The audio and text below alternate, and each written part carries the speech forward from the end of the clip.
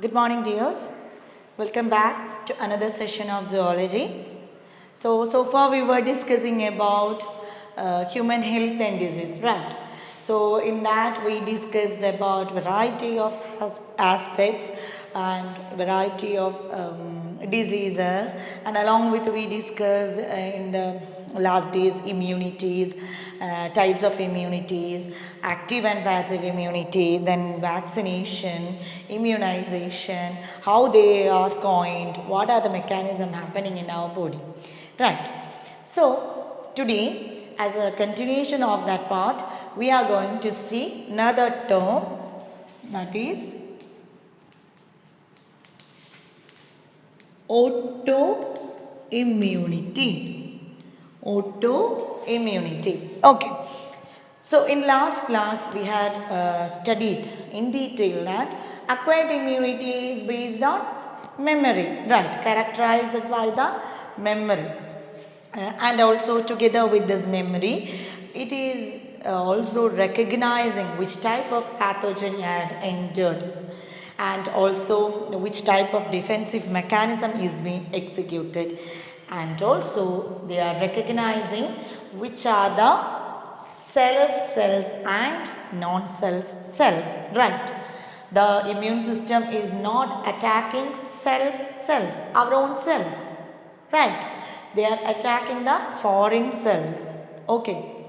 But sometimes due to some genetic errors or some unknown reasons, our body cells would attack our own cells. Clear?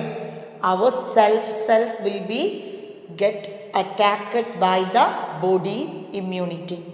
So such immunity is termed as autoimmunity. Clear? So this will result in the damage of our body self itself. Clear? Okay. So the body attack our self cells, that counts for the autoimmunity, which results in the damage of the body. And a typical example is rheumatoid arthritis. It's a familiar term nowadays, right now, isn't it? Because all of us somewhat aged are affected with this arthritis. What is happening in this? The cells in the knee joints or any joints are being attacked by our body itself. That results in a severe pain and constitutes for the rheumatoid arthritis. Clear? So that's all about autoimmunity. So as a short note or one mark, for 1 mark and all, it would be asked. So next topic we are moving, that is immune system in the body. Immune system. We discussed what are immune types, and so now we are going to see the immune system in the body. So what do you mean by the term immunity? So you all know that immunity is nothing but the ability of our body to fight against the pathogen that is entering into our body. Clear? So that is immunity. So immune system in the body constitute some lymphoid organs, some tissues, cells, and of course the antibodies. In last class we have discussed and studied in detail what are antibodies, how do they respond to the foreign particles or the pathogen, right? So immune system in the body constitute lymphoid organs, tissues, and what? Antibodies, right? So you know that our immune system is unique in the sense they recognize which pathogen is entering our body and responds it. How it is responding? By the defensive mechanism, right? They would fight against the pathogen and also they would memorize it. So altogether, in all sense, we could say that our immune system is a unique system. Clear? So we discuss and that system along with this uniqueness and responding this pathogens, they are also producing antibodies, or immune system also responds to the allergies, organ transplantation, graft rejection. Clear? So for all these things, our immune system is responding. Clear? So in the coming session, we will be studying in detail what is lymphoid organ. So lymphoid organs are the organs where the maturation, development and proliferation of lymphocytes occur.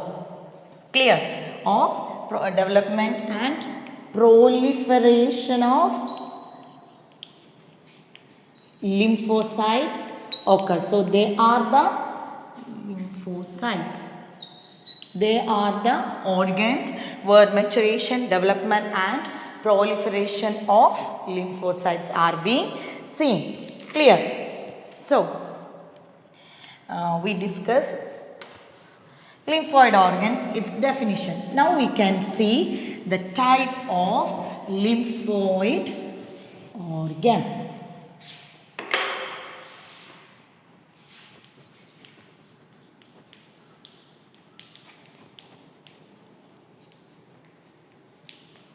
Lymphoid organs are of two types: primary lymphoid organs and secondary lymphoid organs. Primary lymphoid organs includes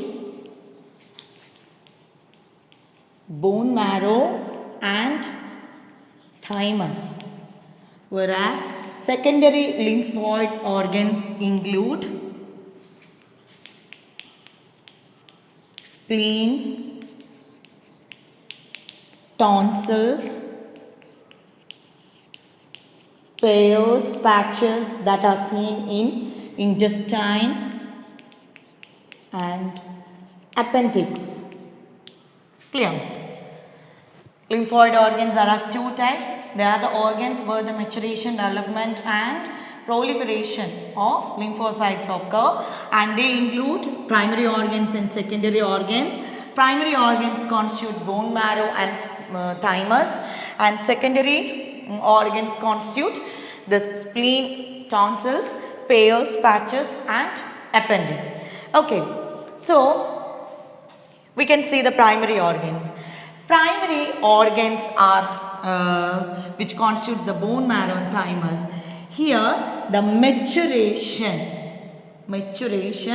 and proliferation of lymphocytes are occurred. The primary organ serves as the site for the maturation and proliferation and development of lymphocytes. Clear? They will proliferate into antigen sensitive lymphocytes. Clear? The immature lymphocytes will get matured and developed, and they will proliferate into antigen sensitive lymphocytes. Once the lymphocytes are formed to antigen sensitive lymphocyte, they will migrate into secondary lymphoid organs. Clear? Once the immature lymphocytes forms the antigen sensitive lymphocytes, they would migrate into secondary lymphoid organs, that is spleen. One more is the lymph nodes. They are also secondary lymphoid organs, lymph nodes, they would migrate into the any of the secondary lymphoid organ. Coming back to this bone marrow, is the area, is the major lymphoid organ, or the major or the important lymphoid organ where all the blood cells are formed. Clear? Where all the blood cells are formed. Okay. Now, secondary lymphocytes receives the antigen sensitive lymphocytes and they serves as the site for the interaction with the antigen. The lymphocytes will get an opportunity to interact with the antigen in the secondary organs and they would be converted to effector cells. What cells? Effector cells. They would get an opportunity, or secondary organs, secondary lymphoid organs serves as the site for the antigen sensitive lymphocyte to have a defensive mechanism with the antigen and they will be converted to effector cells. Clear? And all these lymphoid organs and everything are depicted in your textbook. Go through the figure in the textbook, typically the figure 8.5. Okay, so they will form the effector cells. So I told that bone marrow is the site of production of all blood cells. Then coming to what is thymus. Thymus is a bilobed structure that is present or located near the heart just beneath our breastbone. Okay, it's a bilobed structure. And at the time of birth, the thymus would be a very large sized organ. And with when during we are getting into puberty, along with our age, it would start reducing its size. And when we attain puberty, it would be a very small sized organ. At the time of birth, it would be a large organ, and when we attain puberty, the size of the thymus will be reduced into a considerable small size. Clear? Okay. So, both the bone marrow and thymus provide the microenvironment for the development of T lymphocytes. Clear? For the development of T lymphocytes. They provide the microenvironment for the development of T lymphocytes. Now we are getting into the spleen. What do you mean by spleen? Spleen is an area, or we can say spleen is the reservoir of RBC or erythrocytes. Other name of RBC is erythrocytes. You are drawn up enough and you have to tell it as erythrocytes itself. Clear? And the lymph nodes are small round structures that are seen in different locations of the lymphatic vessels or lymphatic system. Again, you might have heard what is tonsils, spales, patches, and in your textbook we have to discuss spleen, lymph nodes, then bone marrow, thymus. What are they doing? So in the case of lymph nodes, I told that they are small round like structures present in different locations of the lymphatic system. They are engaged in trapping of the antigens. Clear? Once the antigen is being trapped by the lymphocytes, this trapped antigens will activate the lymphocytes to produce the defensive mechanism and fight against the antigen, and thus the antigen will be removed. So the lymph nodes are responsible for the trapping of antigens that are present, that are entering into the lymphatic fluid, blood and other tissue fluid. Clear? Not the blood, lymphatic fluid and other tissue fluid. I hope this is clear to you. Okay.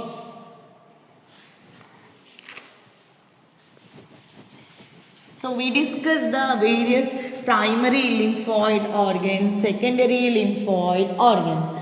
Some of the lymphoid organs are also seen in the lining of certain important tracts, which includes the respiratory tract, then digestive tract, then digestive tract, then urogenital tract, etc.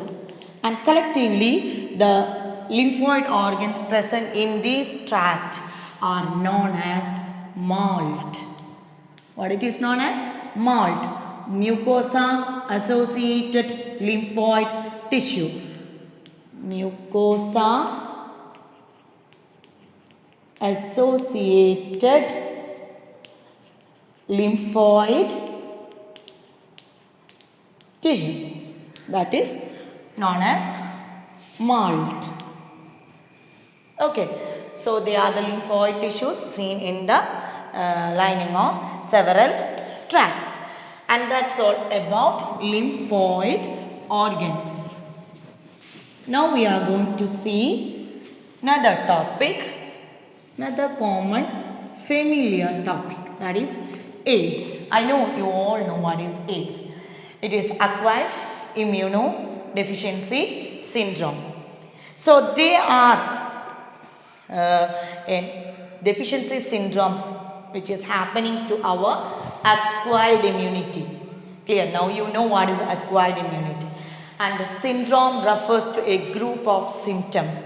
It is associated with, which is associated with this disease. Okay, so and also from the lower classes we came to know that AIDS are having a bad impact on our immune system. They damages our immune system. That's why a small infectious disease or even a fever may kill an AIDS infected person. Okay, AIDS was first reported in 1981. Okay, 1981, and you all know that AIDS is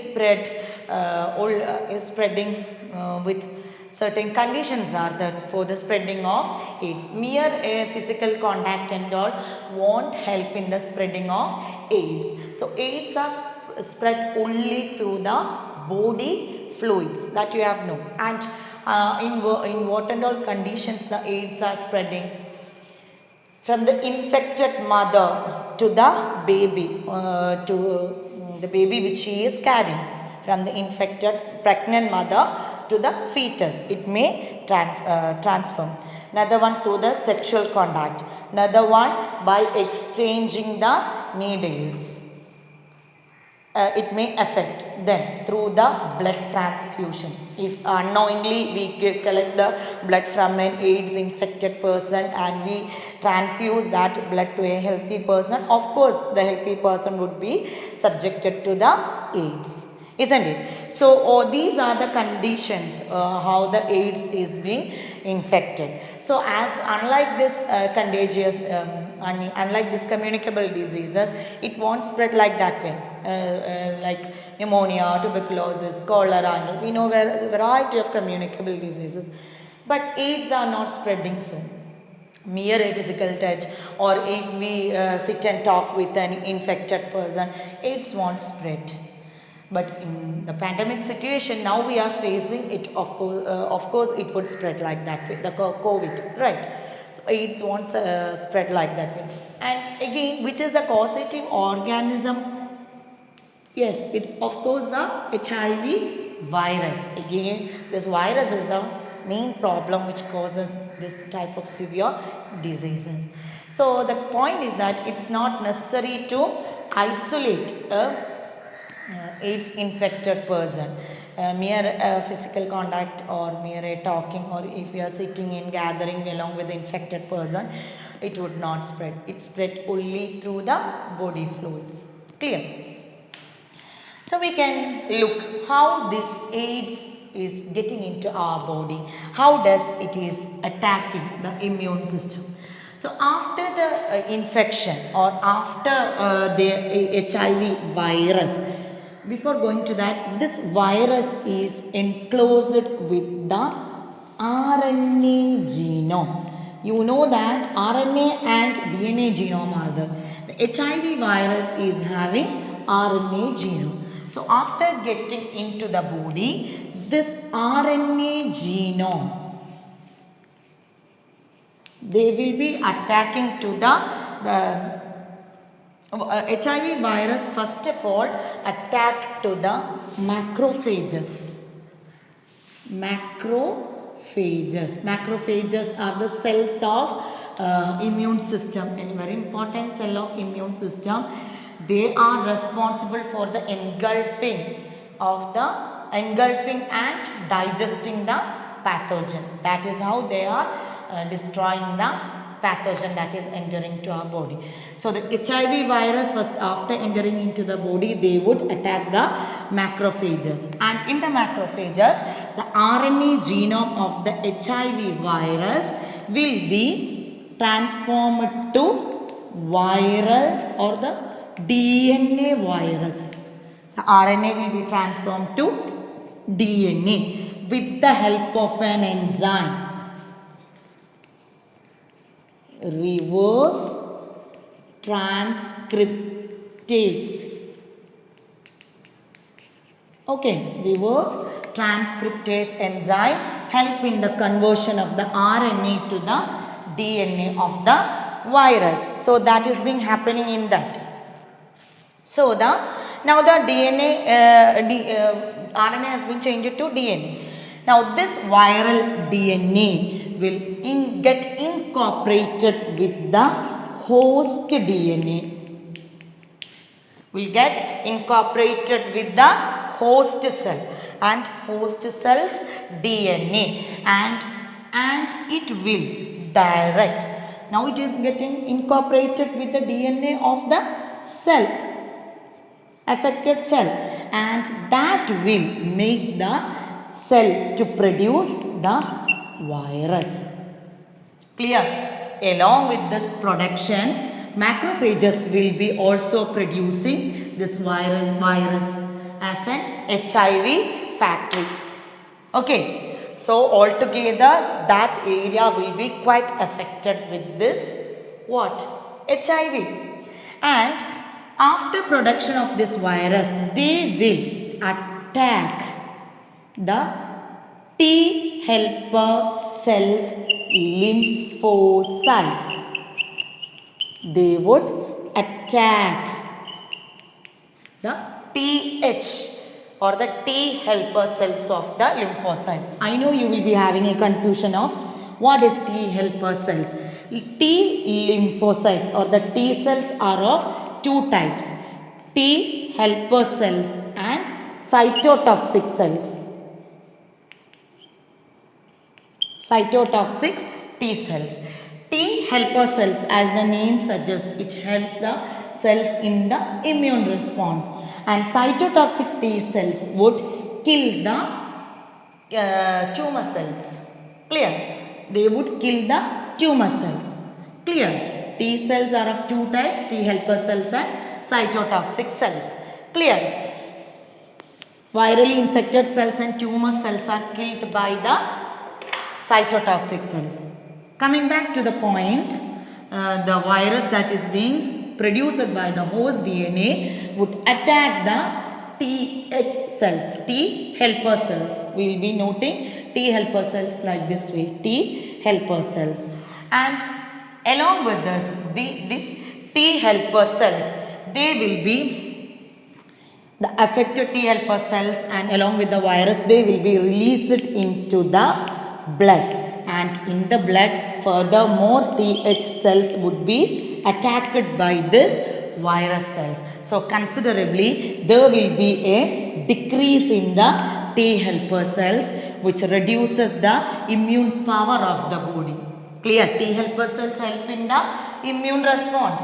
So if there is a considerable decrease in the T helper cells, obviously our immune response will be also having a low intensity.